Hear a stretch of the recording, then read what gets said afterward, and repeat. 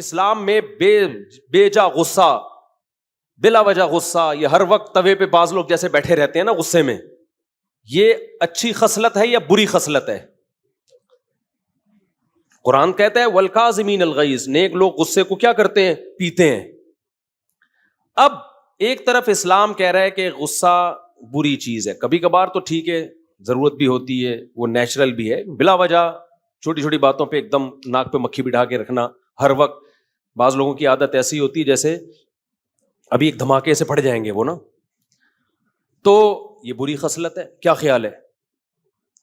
تو جب بھی کوئی عالم بزرگ غصے کا علاج کرے، جس کے پاس آپ جاؤ، تو وہ غصے کے دونوں پہلوؤں پہ غور کرے گا کہ ایسا تو نہیں ہے کہ آپ کو غصہ کسی روحانی وجہ سے آ رہا ہو، آپ میں تکبر ہے۔ غصہ جس کو زیادہ آتا ہے نا، دو وجوہات ہوتی ہیں، ایک روحانی وجہ کا مطلب اس میں تکبر ہے، اس کے اندر اس کو یہ غلط فہمی ہو گئی ہے کہ میں بہت نیک ہوں۔ بعض لوگوں کو اپنے بارے میں یہ خوش فہمی ہو جاتی ہے کہ میں بہت نیک ہوں، یہ بہت بڑی بیماری ہے، اور یہ ان لوگوں کو زیادہ ہوتی ہے جو مشہور ہوتے ہیں، جیسے ہم لوگ، جن کے لوگ ہر وقت تعریفیں کرتے رہتے ہیں، مفتی صاحب آپ اتنے اچھے، تو بعض دفعہ آدمی کو اپنے بارے میں وہم ہوتا ہے شاید واقعی میں بہت اچھا ہوں، یہ ہو جاتا ہے، یہ بہت خطرناک بیماری ہے۔ اس کا نقصان یہ ہوتا ہے کہ پھر اگر کوئی آپ سے غلطی ہوتی ہے نا، اور کوئی کہتا ہے آپ سے یہ غلطی ہوئی، تو آدمی کی کھوپڑی گھومتی ہے، وہ کہتا ہے میں کیسے، مجھے تو اتنے لوگ میرے ہاتھ چومتے ہیں، وہ بھی مجھے اچھا کہہ رہا تھا، وہ بھی اچھا کہہ رہا تھا، وہ بھی اچھا، تو یہ میں کیسے؟ بھائی دل چاہ رہا ہے تیرے رکھ کے میں تھپڑ لگاؤں۔ بھائی جتنا بھی اچھا ہو جائے، یہ کسی کتاب میں لکھا ہوا ہے کہ اب آپ سے کوئی غلطی نہیں ہو سکتی؟ یہ کسی کتاب میں لکھا ہوا ہے؟ لکھا ہوا بھی ہوتا تو وہ کتاب میں غلط لکھا ہوا ہے، اس کا مطلب ہے، ٹھیک ہے نا؟ تو یہ جن لوگوں کو ایسے غصہ آتا ہے نا، یہ روحانی مسئلہ ہے ان کے ساتھ، ان کو اپنے بارے میں بل الانسان علی نفسہ بصیرہ، قرآن کہتے ہیں انسان اپنے بارے میں باخبر ہوتا ہے، اس کو پتا ہوتا ہے میں کتنے پانی میں ہوں، لیکن وہ اپنے بارے میں اپنی رپورٹ کے بجائے دوسروں کی رپورٹوں پہ اعتماد کرتا ہے۔ لوگ کہہ رہے ہیں بھائی بہت اچھا، تو وہ اپنے بارے میں خوش فہمی میں، یہ بہت مسئلہ مذہبی اسکالرز کے ساتھ بھی ہوتا ہے، اور جو بھی اس طرح کے ذرا مشہور لوگ ہوتے ہیں نا، ان کے بگڑنے کے چانس زیادہ ہوتے ہیں، وہ وہم ہو جاتا ہے کہ میں بہت، ایک صاحب تھے، انہیں کوئی بوڑھا بھی ذرا سی نصیحت کرتا نا تو وہ بہت غضبناک ہوتے ہیں، یہ بھی نہیں دیکھتے کہ یار بوڑھے کا تو تھوڑا سا یہ عمر میں آپ سے زیادہ ہے، ٹھیک ہے علم میں نہیں ہوگا لیکن عمر کا بھی تو کوئی خیال ہوتا ہے نا۔ ایک نوجوان عالم کو جب کوئی بوڑھا تنبیہ کر رہا ہو تو اس عالم کو اپنے علم کو ایک طرف رکھ لینا چاہیے، اس بوڑھے کے بڑھاپے کا خیال کر لینا چاہیے کہ یار بڑے بزرگ ہیں، چھوڑو ڈانٹ کھا لو تھوڑی دیر کے لیے۔ تو وہ جو ان عالم کو نا بہت زیادہ غصہ آتا تھا، کوئی بھی نصیحت کرے بہت زیادہ غصہ آتا تھا، تو میں بڑا پریشان تھا کہ یار ان مولانا کو ہو کیا گیا ہے، کوئی ذرا سی بات کرتا ہے ایک دم ایسے، اور بات بھی صحیح کر رہا ہوتا ہے وہ۔ تو کسی نے بڑا اچھا تبصرہ کیا، انہوں نے کہا اصل میں ان مولوی صاحب کو اپنے بارے میں یہ وہم ہو گیا ہے کہ میں بہت نیک، بعض دفعہ ہو جاتا ہے انسان ہے، تو یہ وہم دور کرنے کی ضرورت ہے کہ حضرت آپ کو بہت زیادہ نیک نہیں ہے، ایسے ہی ہیں جیسے سب لوگ ہوتے ہیں۔ اب اس کا مطلب یہ نہیں کہ آپ علماء کو جا کے بتانا شروع کر دیں حضرت آج ہمیں پتہ چلا آپ اتنے ہیں نہیں، تو آپ کا کام علماء سے عقیدت محبت ہی ہے، سمجھ رہے ہو؟ ہاں کوئی واضح غلطی نظر آئے 2 اور 2 4 کی طرح تو اس پہ ایک دفعہ تنبیہ کر دی جائے، لیکن خود عالم کی تو ذمہ داری ہے نا وہ اپنے بارے میں غور کرے، حد سے زیادہ خوش فہمی میں مبتلا نہ ہو۔ تو غصہ ختم کرنے کا ایک روحانی بھائی یہ وجہ ہے، تو جو بزرگ ہوں گے، سچی مچی کے بزرگ ہوں گے، وہ آپ کے اس ٹیکنیکل فالٹ کو دور کریں گے، آپ کے اندر سے خود پسندی کو ختم کریں گے کہ بھائی نارمل رہو، جیسے سارے ہیں نا ایسے ہی بن کے رہو۔ دوسرا، غصے کا بعض دفعہ سبب کوئی روحانی سبب نہیں ہوتا، جسمانی سبب ہوتا۔ آپ بلڈ پریشر کے مریض ہیں تو ظاہر ہے آپ کو بات بات پہ بولو غصہ آئے گا، تو جو اللہ والے بزرگ ہوں گے وہ آپ کے غصے کے علاج کے لیے یہ بھی کہیں گے کہ بھائی ڈاکٹر کو بھی دکھاؤ، کوئی جسمانی بیماری تو نہیں ہے کہ ہر تھوڑی دیر کے بعد آپ کی رگ پھڑکنا شروع کر دیتی ہے، بیٹھے بیٹھے ایسا لگتا ہے جیسے کسی نے نیچے سے چولہا جلا دیا ہو۔ کیا خیال ہے بھائی؟ بعض لوگ ہوتے ہیں بیٹھے بیٹھے نا ایسا لگتا ہے کوئی چولہا جلا کے چلا گیا ہے، آرام سے بیٹھے ہوئے تھے ایک دم پتہ نہیں کیوں پھٹکنا شروع ہو گئے، ہوتا ہے کہ نہیں ہوتا؟ تو وہ کیا ہے بھائی؟ یا تو بلڈ پریشر کی بیماری ہے، یا اعصابی کمزوری ہے، پٹھے کمزور ہو گئے ہیں، مسل کمزور ہو گئے ہیں، برداشت ختم. بڑھاپے میں غصہ زیادہ آتا ہے. تبھی تو اللہ نے بوڑھے والدین کے بارے میں کہا کہ اگر وہ جھڑکیں تو آگے سے اف مت کرو، کیونکہ بوڑھے ہو گئے ہیں، اب ان میں برداشت ختم ہو گئی ہے. تو غصے کا آپ کی صحت سے بہت گہرا تعلق ہے. تو اب مجھے ایک بات بتاؤ، جو یہ چاہتا ہے کہ میں جنت میں جاؤں اور بلا وجہ غصہ نہ کروں، تو شریعت کے اس حکم پہ چلنے کے لیے اس کو اپنا روحانی علاج بھی کرانا پڑے گا. روحانی سے وہ ٹوپی ڈراموں والا عاملوں کا نہیں، ان کو تو خود علاج کی ضرورت ہے. تو اب مجھے ایک بات بتاؤ، جو جہنم سے بچنا چاہتا ہے اس کو اپنے غصے پہ کنٹرول کرنا پڑے گا کہ نہیں پڑے گا؟ تو کیا اس کے لیے صرف روحانی علاج، یہ روحانی سے مراد تکبر ختم کر دے، دنیا کی محبت ختم کر دے، صرف یہ کافی ہوگا؟ یہ جسمانی علاج کی بھی ضرورت ہے کہ نہیں ہے؟ یقیناً ہے، جسمانی علاج کی بھی ضرورت ہے. تبھی تو ہمارے نبی صلی اللہ علیہ وسلم نے عبادت میں اعتدال کا حکم دیا. فرمایا تمہاری جان کا بھی تم پر حق ہے. بعض صحابہ پوری رات نماز پڑھتے تھے تو نبی نے ان کو منع کیا.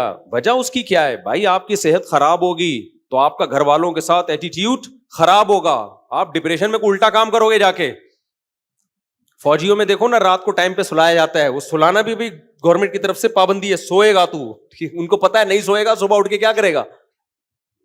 جو جنگ لڑنے والے ہوتے ہیں یا جہاں بھی سیکیورٹی کا مضبوط نظام ہوتا ہے نا، تو اس میں ملازمین کو سلانا بھی پابندی ہوتی ہے. سونا ہم جب مدرسے میں پڑھتے تھے نا تو ہم پہ یہ بھی پابندی تھی کہ آپ نے اتنے بجے لازمی سو جانا ہے. مجھے یاد ہے میرے استاذ بہت زیادہ اس بات پہ سختی کرتے تھے کہ دوپہر قیلولہ کیا ہے کہ نہیں کیا. ان کو پتا ہوتا ہے ان کمبختوں نے اگر دوپہر نہیں سوئے نا تو یہ پڑھیں گے نہیں، پھر یہ تھکے تھکے رہیں گے، پڑھائی میں دل نہیں لگے گا ان کا. تو یہ خوب سمجھ لیں، مذہب پہ چلنے کے لیے، اللہ کو راضی کرنے کے لیے جیسے روحانی بیماریوں کا علاج کرنا ضروری ہے، ایسے ہی جسمانی بیماری کا علاج بھی ضروری ہے. اس کے بغیر آپ مذہب پہ نہیں چل سکتے. تو جیسے غصہ اسلام میں بری چیز ہے، خوش اخلاقی اچھی چیز ہے. نبی صلی اللہ علیہ وسلم نے فرمایا قیامت کے دن میرے سب سے قریب وہ ہوگا جس کے اخلاق سب سے اچھے ہوں گے. تو کیا مطلب سارے بلڈ پریشر کے مریض نبی کے ساتھ ہوں گے قیامت کے دن؟ بولو نا بھائی. نہیں، بلڈ پریشر والوں کا وہ تو کہاں ہوں گے، وہ تو اچھے اخلاق ان کے بہت مشکل ہے نا. اسی طرح یاد رکھو، ہاں ایک اللہ کی طرف سے بیماری مسلط ہو گئی، اس پہ تو پھر صبر کا ثواب ملتا ہے. وہ تو اللہ کی، جیسے ایوب علیہ السلام ساری زندگی بیمار رہے ہیں، اس میں ایوب علیہ السلام کا قصور نہیں تھا. وہ بیماری کس کی طرف سے تھی؟ اللہ کی. اور علماء کہتے ہیں ایسی بیماری میں صبر کی توفیق بھی ملتی ہے، جس میں انسان کی اپنی حماقت نہ ہو، بلکہ یہ کس کی طرف سے ہو؟ اللہ کی طرف سے ہو. ہماری بیماریاں ہماری اپنی حماقتوں سے ہیں، اللہ کی طرف سے نہیں ہیں، اپنی حماقتوں سے ہیں. تو اب میں یہ اتنی لمبی تمہید کے بعد آپ سے عرض کر رہا ہوں کہ اسی طرح جیسے اسلام میں غصہ حرام ہے، بد اخلاقی حرام ہے، اسی طرح اسلام میں سستی بھی کیا ہے؟ بولو، حرام. سست آدمی نماز پڑھ سکتا ہے؟ نہیں. فجر میں دیکھ لو، فجر میں کسی بھی مسجد میں پکے نمازیوں کا ریشو دیکھو، عام لوگوں کی بات نہیں میں کر رہا، کتنے تھوڑے نمازی ہوتے ہیں. تو یہ کیا اس کی علامت ہے کہ اتنے جو تھوڑے نمازی ہیں یہ اس لیے ہیں کہ قوم چست بہت ہے، ایکٹیو بہت ہے. نمازیوں سے نہیں اٹھا جاتا، نمازیوں سے فجر میں نہیں اٹھا جاتا. کیوں؟ سست ہیں. اور بہت سارے کام ہمارے دیکھ لو، ایک کام نہیں ہے، صرف نماز پڑھ کیسے رہے ہوتے ہیں، ایسے پڑھ رہے ہوتے ہیں. ایک صاحب کو میں نے دیکھا نماز پڑھ رہے ہیں، ایک ٹانگ پہ پورا زور، پھر تھوڑی دیر میں یہ والی ٹانگ ہلکی، دوسری. ابے تجھ سے سیدھا کھڑا نہیں ہوا جا رہا یار، اللہ کے سامنے تم کھڑے ہو، اتنی سستی. یہ سستی ہے نا بھائی. سست آدمی کبھی سیدھا کھڑا ہو سکتا ہے؟ بولو، وہ ٹیڑھا میڑھا ہی ہوگا. ہمارے شیخ حضرت مفتی رشید احمد صاحب رحمہ اللہ جب بیان کرتے تھے نا تو ٹیک لگا کے نہیں کرتے تھے، حالانکہ ان کی عمر 75-76 سال میں بھی ایسے کمر سیدھی رکھ کے بیٹھتے تھے یوں, اور کوئی ٹیڑھی کمر کے ساتھ بیٹھا ہوتا تھا نا, یوں کر کے اس کو ڈانٹ کے سیدھا کر دیتے تھے. حضرت کو ہم نے نہیں دیکھا کبھی سیڑھیوں سے اترتے ہوئے سہارا لیا ہو, سیڑھیوں پہ چڑھتے ہوئے بھی ایسے ٹھک کر کے جاتے تھے. آج کیا ہے, پہلی منزل پہ جانا ہے لفٹ کے ذریعے جا رہا ہے. ابے 2 سیڑھیاں چڑھ لے, یہ بہت ضروری ہے تیرے لیے, تھوڑے سے گھٹنے ایکٹیو رہیں گے نا. ابھی ایک کارپینٹر کو میں نے اپنے گارڈ کے ساتھ انڈا موڑ بھیجا. یہ انڈا موڑ یہ جہاں سے یعنی قریب ہی ہے, میرا خیال ہے 0.25 کلومیٹر ہے یہ. وہ کارپینٹر آدھے راستے میں بیٹھ گیا کہ تھوڑا ریسٹ کرنے دو, 0.25 کلومیٹر چلنے کے لیے. کتنا ہے؟ 100 میٹر نہیں, 100 میٹر سے تھوڑا زیادہ ہے. چلے اس پہ ہم بعد میں ڈسکس کریں گے. ٹھیک. وہ بیٹھ گیا بیچ میں, جوان آدمی.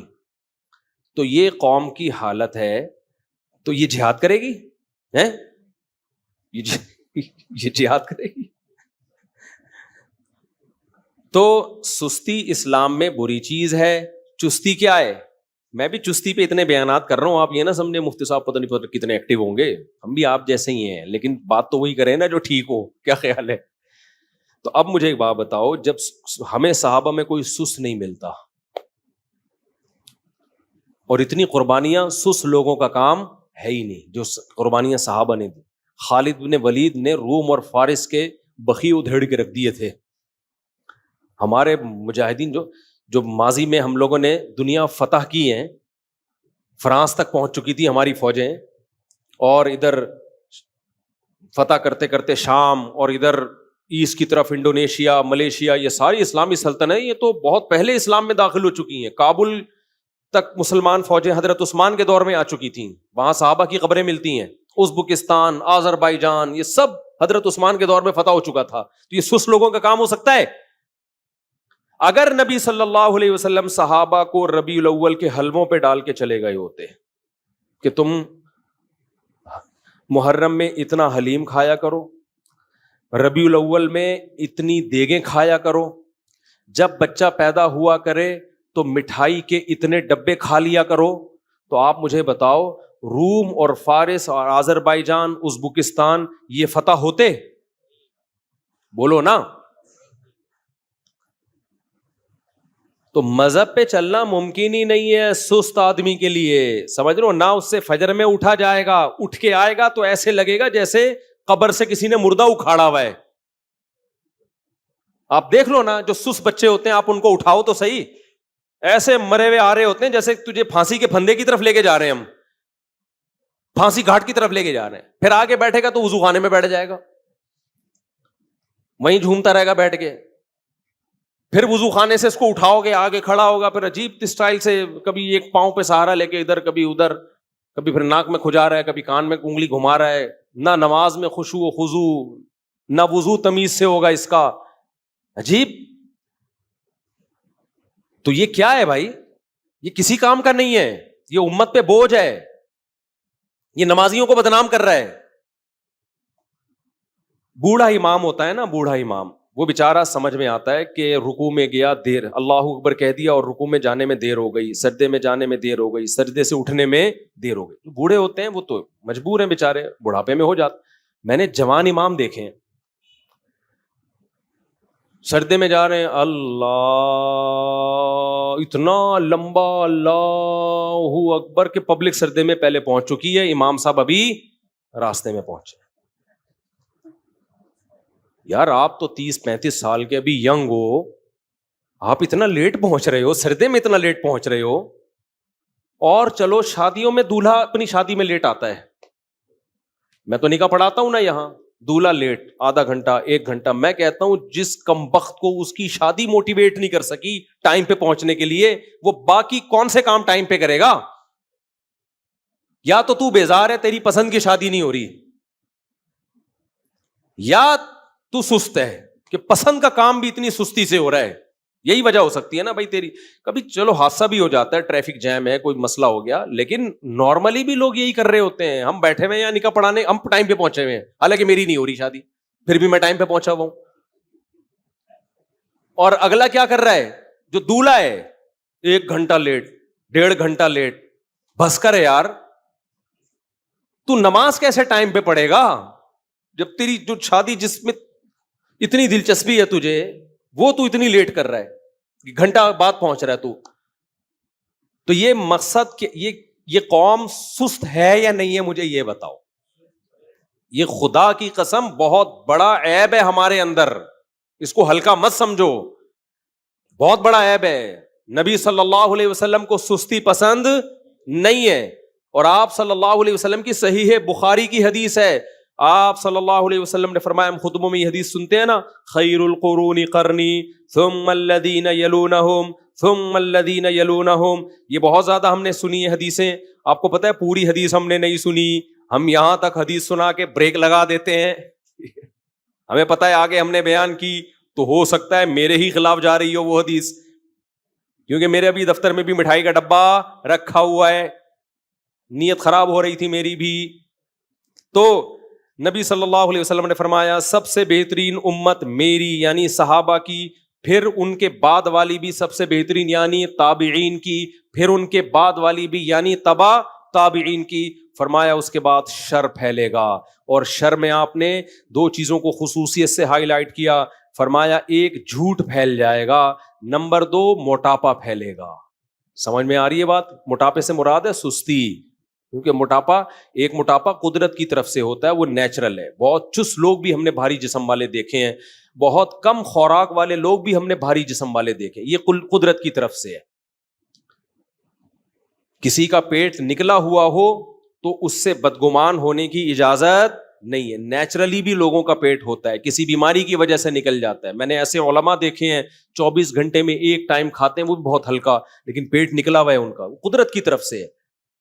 صحابہ میں بھی ایسے تھے, بعض بھاری جسم کے, بعض دبلے جسم کے. لیکن یہاں وہ موٹاپا مراد ہے. تمام محدثین کی بات لکھتے ہیں, اس سے نیچرل جو موٹاپا ہوتا ہے وہ مراد نہیں ہے. یہاں وہ موٹاپا مراد ہے جو کھانے کی وجہ سے ہوا ہو. سمجھ میں نہیں آ رہی بات؟